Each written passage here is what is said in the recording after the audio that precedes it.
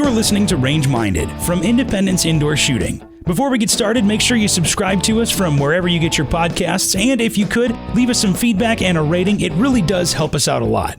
This is episode 92, where we talk about building your own firearms, from the relatively simple process of putting together your own AR-15 to the more involved construction of a 1911 and a few things in between.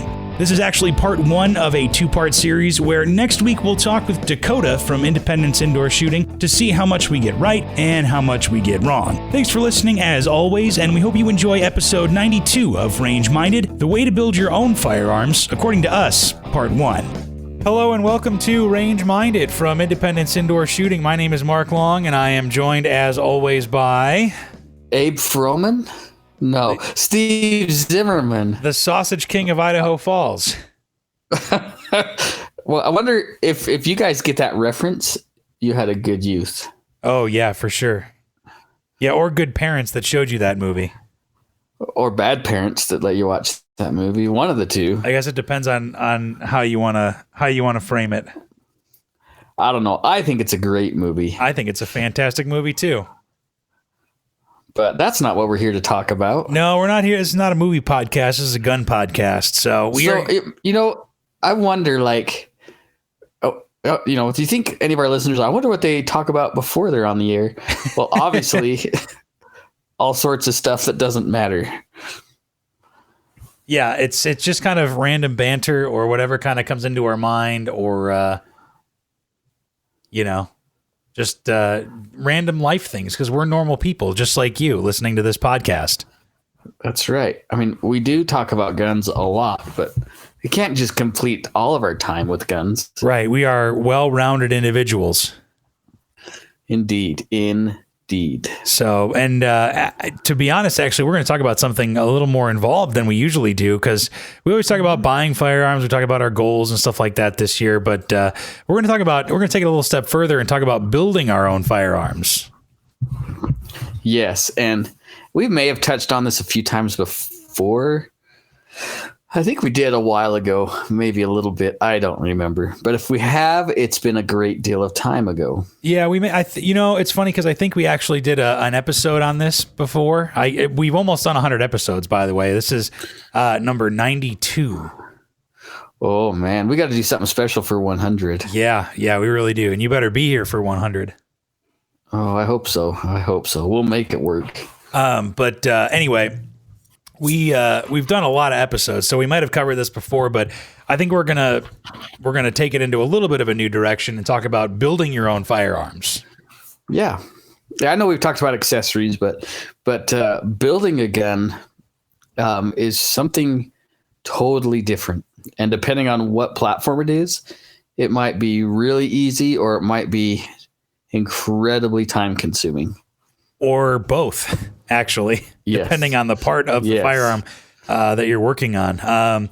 Because I kind of divided this into three different things. I was inspired by one of your posts on social media, by the way, about wanting to build another 1911, which I would say is probably the most difficult. But I divided it into building an AR and building an 80% lower polymer 80 Glock. Sure. Actually 4. I'm sorry, I lied. Not 3. Building an AK and then building a 1911, because I think those are the 4 platforms the most that people build. Yeah. Honestly, I think you threw the 1911 is the most difficult. Well, maybe that's probably tied with. I think an AK would be pretty difficult, mostly because there's one step that you need some specialized tools. As far as I know, I've never built an AK, but yeah, you need a what do you call, like a drill press or like an industrial kind of press to rivet those things together. Yeah, not a drill press, but the barrels and actions are pressed together, so it's you need some specialized equipment. Yeah, but there are classes to build an AK if you wanted to go that route, which I think would be actually really, really cool, even though it'd probably cost you about twice what it would be to buy an AK. But you could say that you built it. Yeah, I think it's probably a better firearm than stuff you might be able to buy. Yeah, that's true. So, but let's start with an AR, because I think now that I think about it, I think our episode that we did was on building ARs only. I think that's what it was, because at the shop we do offer an AR build class. I think every other month. Probably. I know there's one coming up here pretty soon. Yeah, it's either every month or every other month, and it's taught by our gunsmiths, and you learn kind of how all the ARs, the AR parts come together to form an AR platform rifle. And, to the uninitiated, it may seem overwhelming, but it's actually probably one of the most simple things to be able to put together, as long as you take your time and do your research. And it's amazing how many people, because I still talk to a lot of people about building ARs. And a lot of people are super daunted about it. Like, really, they get really worried about building an AR. And I guess I was too. The very first time I tore one apart, I didn't know what to do with it. Yeah. But, man, it's not that hard. No, it's not. And especially after you do one or two, I mean, you kind of can do it in your sleep almost. Like, so I put together 3 ARs, and the first one I really I watched a video, like frame by frame, basically on everything. Really took my time and all that. The second one was a little bit easier. The third one, I didn't even watch a video. I'm like, okay, I know how this all goes together. So, right. That's the absolute, to drop my mic, the absolute beauty of the AR platform is its simplicity. Right. And the modularity of it, I think. Once you kind of know how the basics work, you can customize it to however you want, which is kind of cool. So, right. But yeah, that's kind of the most simple thing. And I thought we could kind of go over what all the different components are in building an AR, and why you would want to build your own firearm in the first place over buying one, because you can buy an AK, you can buy a 1911, you can buy an AR-15, you can buy a Glock, of any kind. Why would you want to build your own over buying one? Well, for me, I guess let's, if we want to talk about the AR first, I think it's cheaper to buy a quality AR than it is to buy one, in my opinion. Now there's a lot of affordable parts out there. There are. There's one website that gets used very, very frequently, even by me, because I keep losing all my guns in accidents. So you got to keep building them over and over again. Yeah, I mean, you got to replenish the stock. Right. And they take a lot of heat for maybe the not as quality of parts.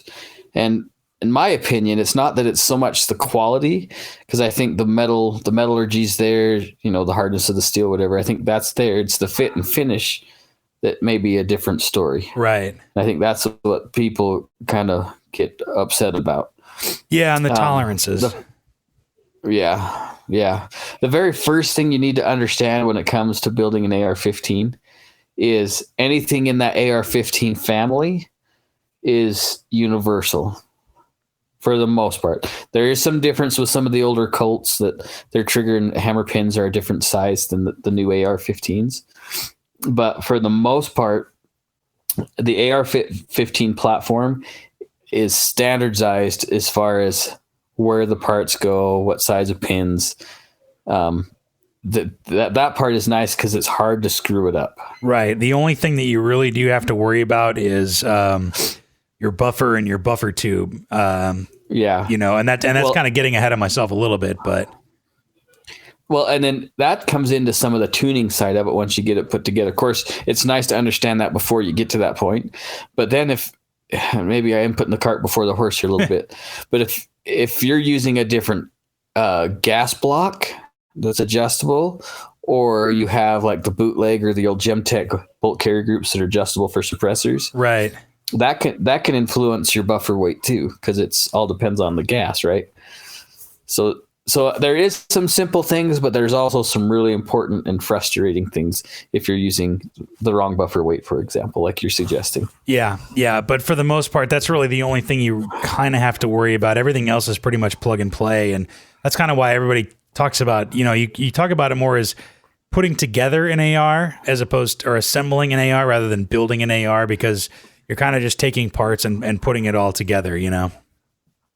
And they really are. It's such a user-friendly platform.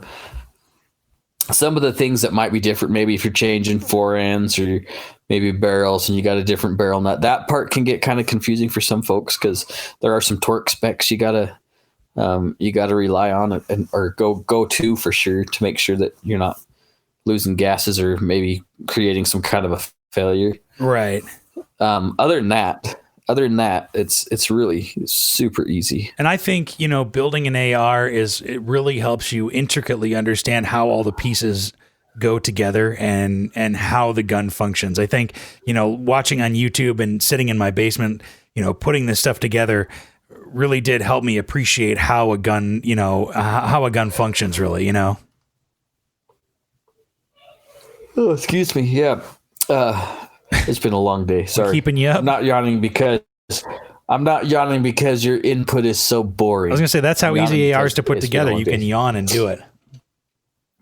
So I think it's important too to understand that with any firearm, the cycle of operations is the same for every gun. Yeah. Some of those in the cycle might be put before others, but as long as you know that it's got to be fed and chambered and locked and then fired, unlocked, extracted, ejected, like all those things have to happen in a certain order, right? Right. There's an order of operations, like you said. So once you understand that, and then you go into building your AR and you understand kind of how things work as far as what order things are supposed to take place, then all of a sudden, like you're saying, these parts make sense. Like, oh, well, this spring loads the hammer, so when it goes forward, it strikes a firing pin, which ignites the primer. That makes total sense. Oh, the gases travel down behind the projectile and out of the gas block into the gas key. That makes total sense. So yeah, it's a lot of fun. Yeah, especially if you're into that kind of mechanical mind thing, you know what I mean? You really can kind of go really off the deep end and learn about how all that kind of stuff works. And I will say, one of the interesting things that you can, how do I put it? I guess, you can watch as much YouTube and dig into it as much as yourself, but you still will learn things in a class. And I've talked about taking the basic AR-15 class before, and I knew that the bolt and the bolt carrier group were, had those ridges in there for a certain reason or whatever. But it never actually occurred to me that when the cycle of operations happens in an AR and that bolt locks together, that bolt actually turns and locks itself against the locking lugs, inside the chamber. And it was like, once somebody told me that, it just made perfect sense. You know what I mean? And part of my love for firearms is the mechanics side of it. Like, I love every part of guns. I really enjoy shooting for sure, but yeah, there's something about the simplicity, like I said before, the simplicity of the AR design. When Stoner created that firearm, everything is so simple. It's not witchcraft or anything like that, or some crazy feat of engineering. When you get in there and you understand that just like that bolt face turns and locks inside that chamber. That's what those little teeth are for on the bolt face. Right. It locks inside the chamber. It's really cool. Yeah, and you just never think about it until like somebody says it to you and it's like, "Oh, wow, like that's exactly what happens." That's why it's shaped that way. Exactly. Yeah, exactly. So it's kind of cool to see, and kind of think about, but that's another one of the advantages over building, rather than over buying, is that you really get to know the intricacies of the firearm or whatever. But I will say one of the cons of building over buying is that you can screw something up, and maybe not catastrophically, but you can get a pin jammed or put it in the wrong way, or there's all kinds of different things that could maybe render your firearm unsafe. Well, or completely unusable on the lower, and you have to buy another one. I'll give you a couple examples. Yeah. And these are the simplest things. And when I was running the AR build class with Ricky, if you guys remember Ricky back in the day, we would walk through with everybody, and there's one stage, and it's only a few steps in. It's just a simple grip screw. Okay. And we would tell people, hey, don't get ahead of us in the class, because if you put this grip screw wrong, just at a slight bit of an angle and cross thread it, if you strip those threads, that frame is done unless you retap it. Like, that's it. You're done. Yep. And one little screw can make a world of difference. And the other thing really is too, and is putting in your trigger guard. You got those wings that are machined. If you don't support that when you're putting it together and you break one of those wings off, well, now you got an expensive serialized paperweight. So that's exactly why I only buy, in the last 2 that I've built, I will only buy lowers that have finished trigger guards, because the first time I did it, I was like, oh, this is easy. I can do this, no problem. And thankfully I didn't break it, but I spent probably 2 hours trying to get that thing in and like hammering it down and like in a vise and everything. And it was just, I wanted to throw the whole thing away. But now it's like so many manufacturers make a finished, trigger guard that you don't have to worry about and everything. And that's the worst part. I do like the full billet. I do like those full receivers with it machined in. Yeah. I also do like the option of making it. So like Seekins, for example, Seekins Precisions out of Idaho, they have some really cool trigger guards that are anodized different colors that just helps you accent your AR. I have an AR that I did that way, and that is kind of cool. Yeah. Yeah. But that's not the norm. Most of them are stripped and you have to put them in together. But, and then the only other thing, not to counter your point about, having it be more affordable than buying, is that you can build an AR-15 the way you want it. So let me put it this way. Your first AR-15 may be cheaper when you build it, but then your second one, when you build it or third one, is going to be way more expensive, because you're going to realize how much nicer parts you can get put together. It's kind of like building a PC. If you think, I can afford it. I'm saving all this money. I can afford to put a little bit nicer parts in. Yeah, I mean, I can get a $200 billet receiver, and I can get a lower parts kit that's $100, but I'm going to throw the trigger away, and then I'm going to get a $200 Geissele trigger. And while I'm at it, I might as well get those Geissele rails too, because you only do it once and everything, and it adds up to, you can spend $2,000 on an AR like that. I have a great example for this. Let's say there was an individual that may have been in the store recently. We'll just name him Steve. I guess that's probably a good way to. We'll just random name out there. Yeah, that's nice. And this guy, nice and anonymous. Yeah, and this guy Steve was in the store, and he was going to pick up a little CZ, but on his way looking around, he realized that 2A out of Boise started doing upper and lower receiver sets for a ridiculous price, like super affordable. So Steve abandoned said CZ and decided to save some money and build another AR-15. Yeah.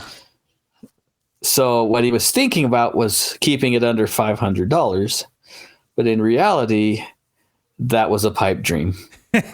Well, maybe some of the parts only cost you, or cost Steve rather, $500, but then you've got to get, and that's the best and worst part about the AR is there's always parts that you forget about on a build, whether it's like the charging handle, or maybe you want to get a new safety selector, or wait, I need to get backup iron sights. There's always like one or two more things that you need to figure out before you actually like are done. And the thing is, you might never be done. You can buy a like a Ruger AR, what is it, AR-556, I think is the model. Yeah. And be good to go, and everything's great, and you could be happy with that. But if you build it, that's a definite big con, is that you may never feel like it's done. Yeah. Yeah, that's part of the deal, I guess. And to be fair, like that 2A receiver set. Yeah. So I mean that's $199 for an upper and lower stripped receiver, like which a matching isn't bad actually. no, that's a smoking deal for a 2A armament. Yeah. That's why I did it. But then Joey, who also works at Bootleg that we've had on the show. Yes. There was some bootleg complete uppers for a stupid price. And so I bought one of those complete uppers to put on on the upper receivers. So now I have another upper receiver that's stripped. So, I'm close. I'm gonna be like maybe just under $600 with the build. So I think the takeaway. So I don't think I think the takeaway from this one, at least for ARs, is that if you want to learn how it works, build one and just keep messing with that one. But if you really hate money, build 2 or 3 or 4 and then get a bigger safe, because you're going to keep building them as you go along. And I promise you, like, there's something about that AR platform. It's like a Pringles. You can't just have one. No. I mean, it's funny because so the second one that I built, I was like, you know what? Actually, you know what? I forgot. I built that one and then I sold it because I'm like, you know what? I want to start from scratch. I'm just going to get some more money. I'll sell this one, sold it. And then, which, God bless it, sold that one, bought a CZ Scorpion because why not? And then I'm like, I'll just build another AR whenever I get a chance. We really have problems, don't we, Steve?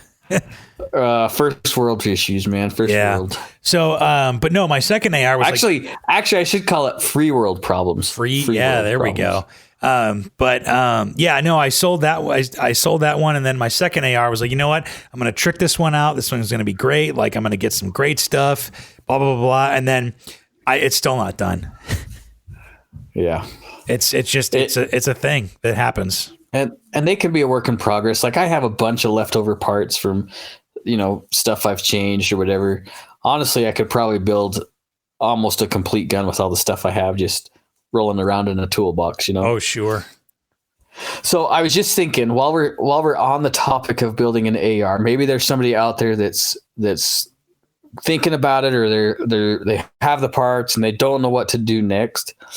I would suggest, if you're not going to take a class from us, and honestly, the class is cheap. It's like $150 if you have the parts. I can't remember what it is. Right. It's not that expensive, but if you still are dead set on doing it yourself, go buy some good quality tools. Yeah. And if you're listening to this and you're getting ready, there's a couple things that I would highly suggest. And the very first thing that I put on that list is a roll punch pin starter set, which is for sure.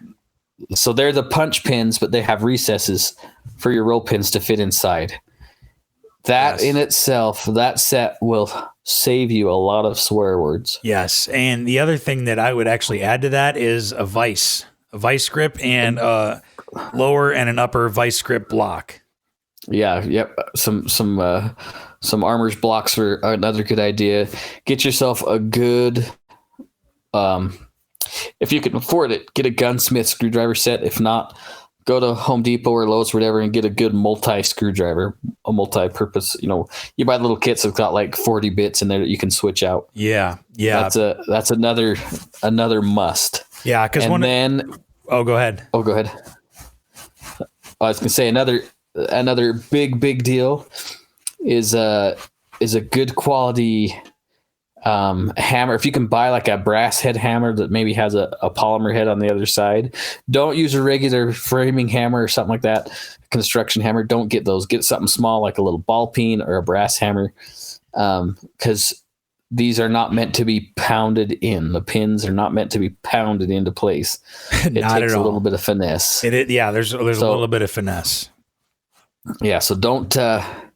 If you're not going to take the class that just happens to have all of our tools there for you to use included into the class, not to keep, but to use, that in itself might be worth the amount of money you're going to spend on tools.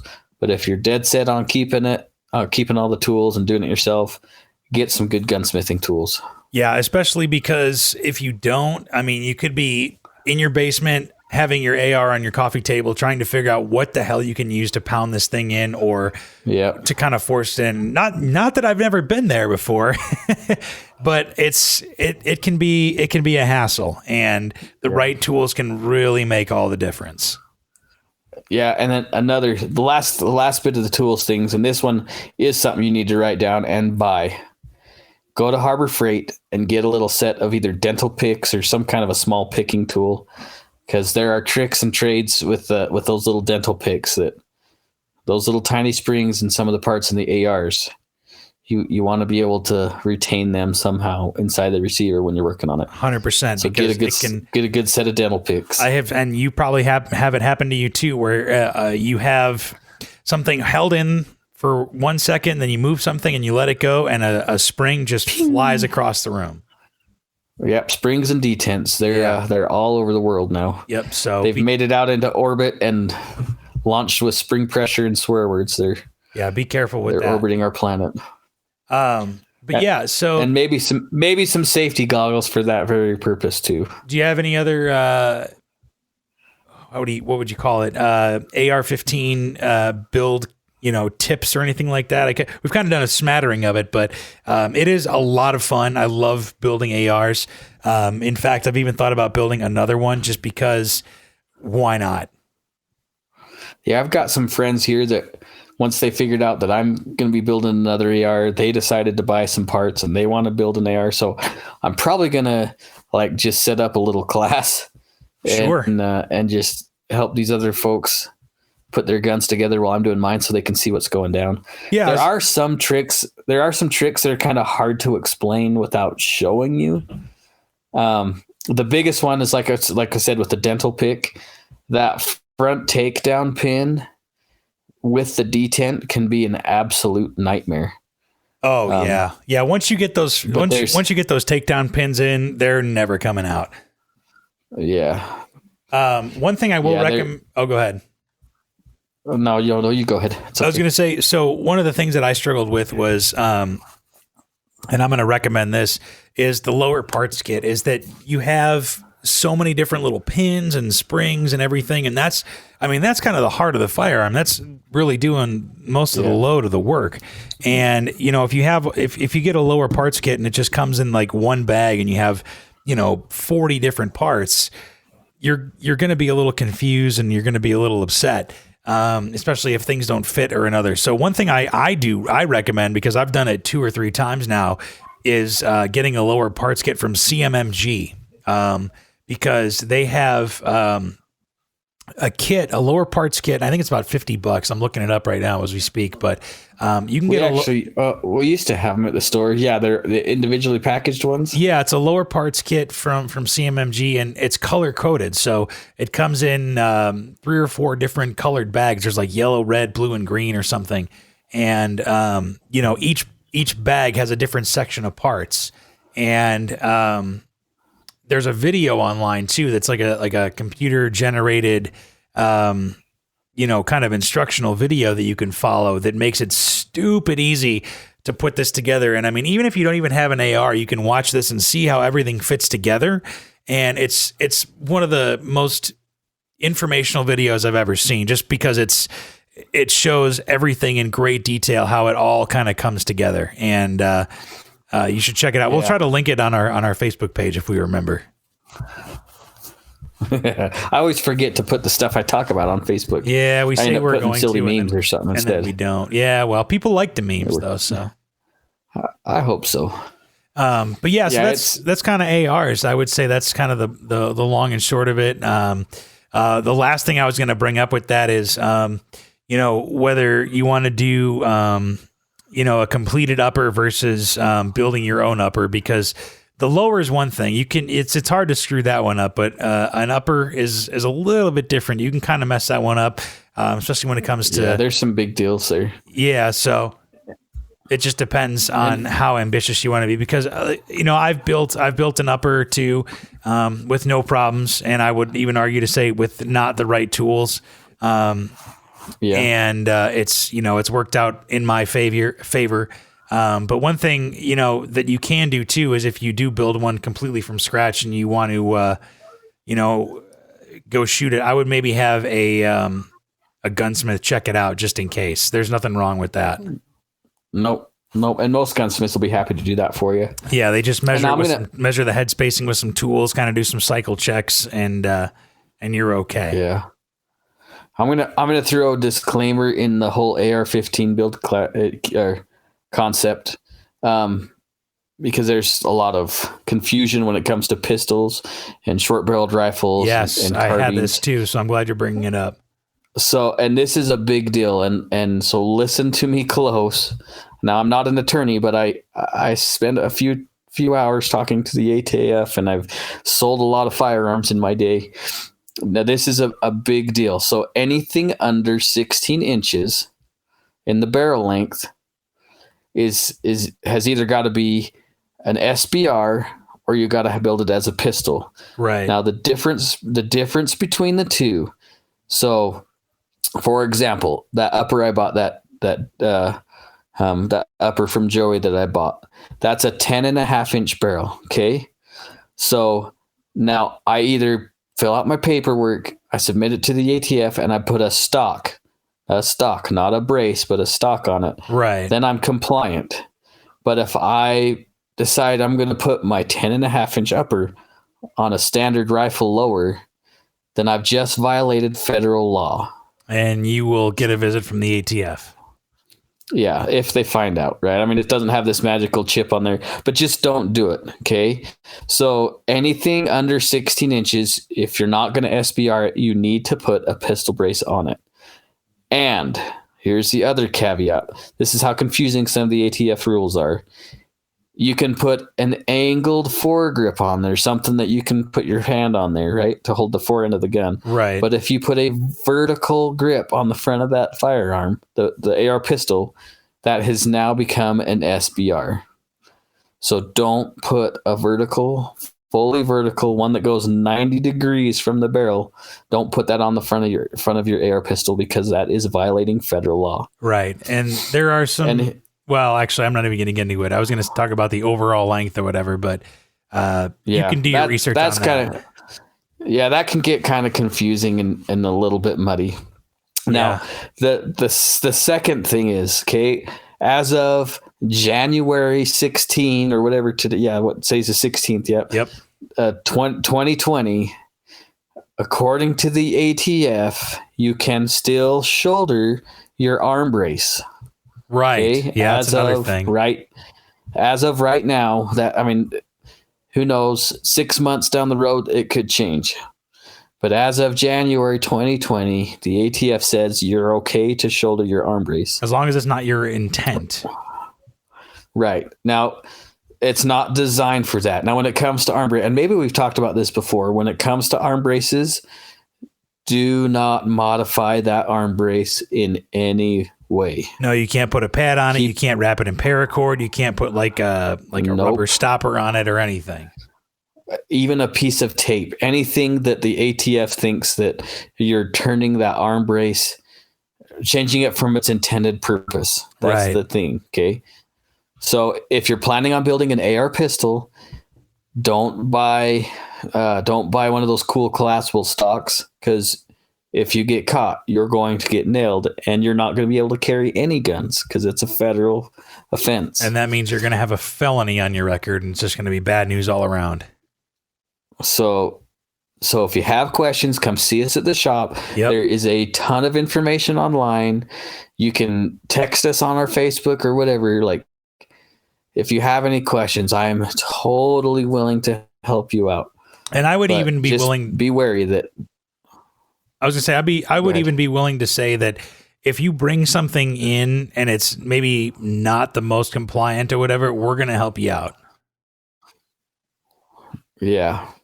Now, I'm going to put a caveat to that too. Like if you come in with a firearm that you've built and it's blatantly obvious that you're doing it just to snub the nose of the ATF, and you're being really belligerent, and it might not turn out good for you.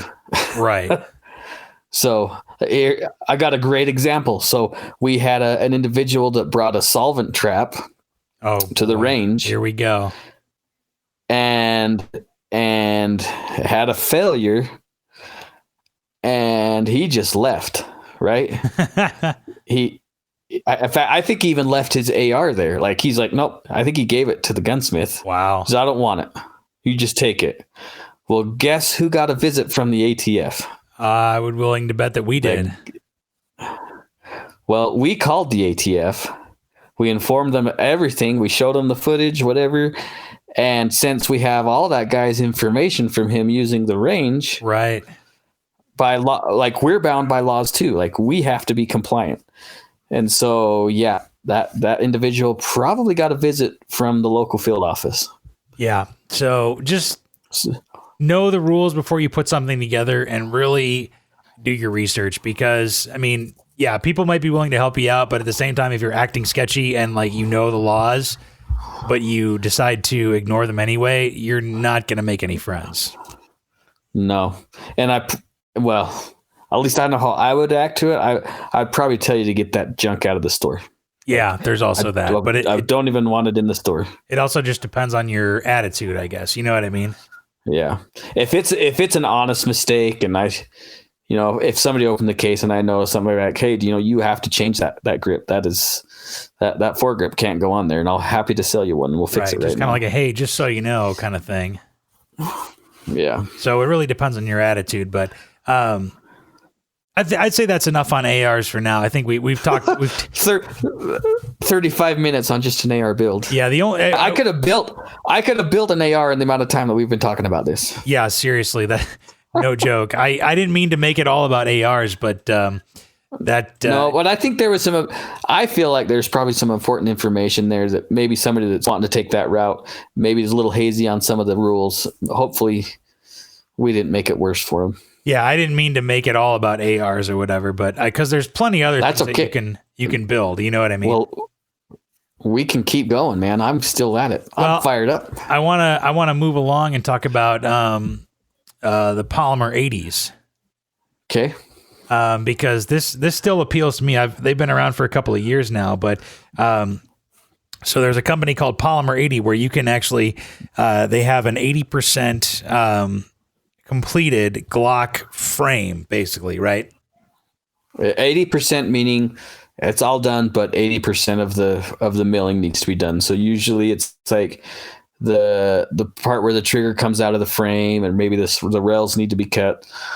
So it's not 80% meaning it's 80% of the way done on the milling process. Right. And so you still have some work to do, but the plus side of that is that you don't have to, you can order it and bring it straight to your house. You don't have to worry about, going through an FFL, or a background check or anything like that. Right. And obviously only if you are an approved person or not a prohibited person should you be purchasing these things. But, you can, like I said, with building an AR, you learn kind of how handguns go together and all the pieces that go together with Glock firearms, and you can really customize it to however you want. I really want to do this. I really want to put together a Polymer 80 build one of these days. Out of any of the 80% builds, the Polymer 80s looked like to me the most simple to figure out. There's a lot of 80% lowers out there. You can do ARs and like Glocks, like we're saying, even 1911s, and probably some of the other platforms. You can buy the 80% receivers. And I don't know, personally, I'm not quite sure how I feel about the 80% lower. Like I'm not against it. I do feel like here in the next 12 to 24 months, they probably aren't going to be around anymore. That's my feeling. Well, and not to skip ahead a little bit, because I was going to bring this up later, but the thing is, like, they may be banned after a while, but at the same time, like with 3D printing coming on, I don't know if you're going to be able to ban them at all, That's the beauty of the 3D printing world, is guns will never be gone. Like, it's impossible. Yeah, because you can 3D print an AR-15 lower and get the rest, without any problems. You can 3D print a Glock lower. There's the Liberator pistol, all this kind of stuff that you can, you can figure out. So it's not, and you can 3D print metal now. Like they have 3D printers that are turning pulverized metal powder into a solid metal. So the technology's there. Yeah. But, they may be, you never know. Somebody could commit some sort of crime with them and could ruin it for the rest of us, which is unfortunate. But well, I think one of the shootings that made some news, I think one of those was with an 80% frame. I think it was with an AR-15 frame. Oh, really? So yeah, that's why I think there's going to be some struggles with them here in the next, like I say, few months. So not putting a rush on anything, but it might be want to see something that you consider if you want a Glock style pistol. It might be worth it. Yeah, get them now while you can. So they're even talking about, I've heard some through the political mumbo jumbo about even the 80% frames having serial numbers on them now to kind of restrict the flow. Yeah. So it's possible.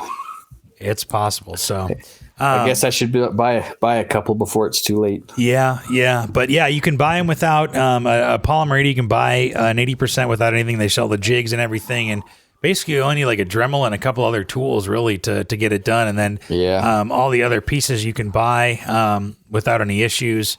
You can buy the slides and the triggers and all that kind of stuff and put it together. I just think it would be cool. That'd be a cool thing to own, Yeah, I think the nice thing too about the 80% lowers is if you don't like the grip frame on Glocks, those Polymer 80s have a little bit different frame angle, so it feels a little different. So it might be an option. Yeah, that's true, and that's another thing. What I thought I wanted to try one out because I thought it'd just be different. Something like you can have kind of the customization of a Glock, but you can kind of have something a little more how you want it, I guess. Absolutely. So that's one thing. Absolutely. Yeah. So it's not just building your own rifles. You can build your own handguns as well, and that includes a 1911. Yeah. Yeah, so that's you brought up my post. I guess that was it yesterday I posted it. I think it was yesterday. So for some reason, so everybody knows I built that 1911. I think we've talked about that a few times, and it took me way too long to complete that 1911. Way too long. Most of it was because I was doing my own Cerakote work on it, and so I'd come into the shop whenever, and I'd do a little bit here and there with the Cerakote. And honestly, that's what took the longest because I was probably maybe 40 hours into fitting all the frame and the slide all together. Right. And then it was another 300 hours into getting it Cerakoted just because I'm lazy. But I don't know, like there's a part of me that I really want to do it again. You're a glutton for punishment. And it's a lot of work. In fact, I had one of the regular customers at the store called me and said, yeah, I kind of want to do this. What's it going to cost for me to buy a 9mm frame and components and build a 9mm 1911? Oh, boy. And that is the golden question because my first question is how much work do you want to put into it? Yeah, because you can buy pre-fit components, where the slide and the locking or the barrel, with the locking lugs are all pre-fit to the slide. Everything is or to the frame, so you're just putting the guts in it. Yeah, and then maybe fine tuning the trigger. So that right there, that's going to save you a huge amount of time. But where it's already been that somebody else invested that time in, it's going to be a little bit more money. Whereas if you just buy something where they're all Smith ready parts, well, now the investment is your time, not your dollars. So it can be expensive or it can be really expensive. Yeah, and that's really the choice that you want to make. You know what I mean? It can be as expensive or cheap as you want it to be, and it can take as much time or not as you want it to be. But I would say that 1911 builds are gonna be on the whole more expensive than anything else, and you can shed some light as to why. Yeah, I was looking actually. Brownells has some sell on some 1911 frames. I was looking at some 80% frames not too long ago. So there, a 1911 firearm is way more complex as far as the geometry compared to a striker fired or safe action pistol. There's way more things you have to worry about because there's more things that associate with each other in order to make that gun fire. So, for example, if we're looking at the 1911, the barrel, the locking lugs are on the barrel that match up with the slide. And those are within 1/1000th of an inch of tolerance to make sure that that gun will lock and unlock as necessary. So that's what I mean. If you're going to invest in somebody else doing that work, it takes 10, 15 hours to, well, it did me because maybe I'm just slow to get that thing to fit properly. So the quality of the parts, if they're pre-smith or smith ready, the metal that you're using, all these things, they all play together. Plus, if you're really wanting to build a nice gun, well, then you're going to have to worry about Wilson Combat parts or Les Baer parts, or you're going to be spending a lot more money for a little bit quality, a little bit more quality of a part than just buying stuff off anybody's website. Yeah. So the spectrum's widely changed. So if you're comparing it to building a Polymer 80 Glock style gun, man, you can build a Glock for $400, but $400 may not even buy you the frame that's ready to smith in a 1911. Right. I mean, the because investment's there's going to be so much more to it. higher. Yeah, there's just so much more to it. You're also dealing with aluminum, or do you want to do a stainless steel frame? Okay, then what kind of slide are you going to do? Do you want rails on your frame, or do you want it not rail? Do you want front strap checkering? Do you want it smooth? There's just so much. Do you want a 2011, a double stack 1911, or do you want to go single stack? It just opens this Pandora's box of a never-ending amount of money that you could spend on a 1911. And you have to make all different kinds of choices, and then you really can't go back on your choices once you're done. Like once you've made one choice and you've committed to it, you really can't go back on it. When we were doing the 1911 build class at the store, we did like 4 classes. And even though we bought parts that were, air quote, pre-fit, once we got them into the frames, we still had to fit them, and they weren't interchangeable. We could have taken the trigger out of one student's gun and put it into another student's gun, and it wouldn't work. Right. Everything is so like kind of a one of a kind fitted, and you can't just interchange them like you said. No, it's like the guns create this personality, and that there really are of some of all the parts, and they just will not work. Like when I fit my 1911, that 6-inch, I had one magazine that it came with, and so I fit. If you guys have torn apart a 1911, you'll understand that the trigger bars actually fit around the magazine well, and so I was using this particular magazine. It was a metal. I don't remember what magazine it was. It might have been a Kimber mag. I can't remember. Oh, really? But once I fit it to that magazine, I started using other magazines, and it would not play with any other magazine but the one magazine I had fit with it. So I had to go and fine tune it again to make sure that I could use more than just one magazine. Right. So it's just ridiculous how much work. And that's why would I even say I want to build a 1911? There's just so much work with it. Yeah. It really has to be a labor of love.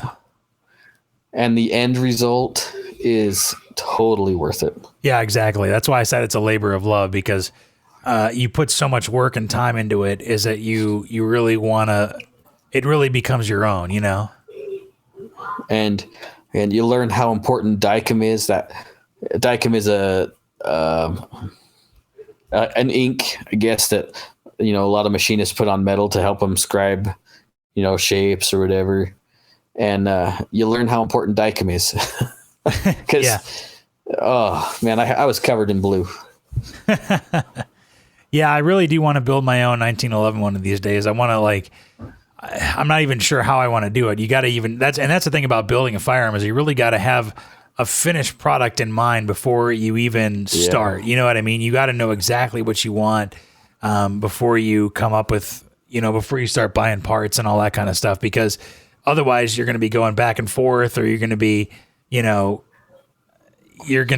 I think, I think with the newer guns, like Glock or AR style guns, it's not that big of a deal because it's so easy to change the stuff out. Oh, for sure. But when you're going to like a 1911 or a CZ or I don't know, even some revolvers out there, when it comes to changing some of the parts, like, you're right, it is a commitment, and it can get really overwhelming if you think you know what you're doing but you're not sure.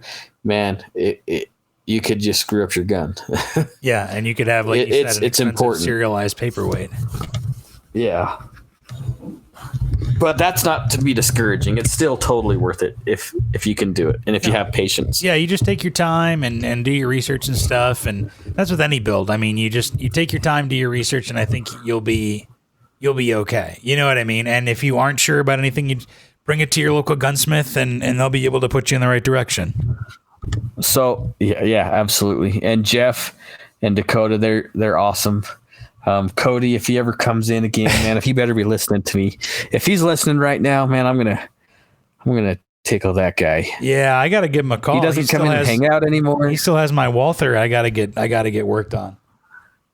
Cody, we love you. Come back. Yeah, I gotta give him a call, and he's got to finish my Walther. So, but speaking of Dakota, that's who we're gonna have on next week if we're gonna tease it a little bit. Yeah. So we decided this is going to be like part one of a 2-part series. So we're talking about all these fun things to build, but then we're going to have Dakota come on and he's going to tell us about himself a little bit. He's going to tell us about himself a little bit, and also how to really build a firearm, because we have no idea what we're talking about. We don't know nothing. So, but yeah, you have that to look forward to next week. And if you have any questions about building any kind of gun, because we've only really scratched the surface. I mean, there's so many things that I've seen online. You can build a Sten gun. You can build, an MP40, a lot of World War II kind of surplus stuff. You can build an FAL. You can build an MP5. A Thompson. Yeah, I mean, there's so many different things you can build. So we just really kind of scratch the surface. But we're going to get a perspective from a real gunsmith next week and learn about Independence's newest gunsmith as well. So you have that to look forward to. So if you could build a 1911, like, what would be your dream build? Me? I really just want to build some kind of like 1911 A1, like World War II style, like no frills, old school, like just straight up, like almost like you'd pick it up out of a World War II battlefield. That'd be kind of cool. That would be either that or a straight up stainless steel tricked out. Like, it's like one extreme or the other for me. There's no middle ground. So I think I kind of want to do a double stack. Oh, there you go. Like a 9mm or? Yeah, 9, something that I could run in a race, sure, and be proud of. Yeah, that'd be cool, man. I'd be down with that. Might be kind of fun. I don't know. If I do the 1911 round, I'll probably just do like just a single stack, nothing too special, but in 9mm probably. That is one of the cool things about 1911, just like an AR-15, is you can really build it and customize it to however you want. Yeah. So, but I think we'll close on that for now. If you have any questions about building anything, or maybe let us know what your next build is going to be, let us know, podcast@iishooting.com, or, shoot us a DM on Facebook or Instagram at Range Minded Podcast, and let us know.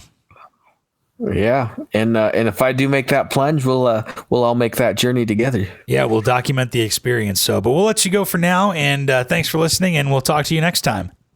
Thanks, guys. Bye-bye. See you. Thanks for listening to Range Minded. Find us online at Range Minded Podcast on Facebook. or send us an email at podcast@iishooting.com. We're always happy to get feedback, episode suggestions, whatever you want to send us, really. And be sure to subscribe to us on Apple Podcasts, Google Podcasts, Stitcher, and pretty much wherever else you get your podcasts from. Thanks for listening, and we'll see you next time.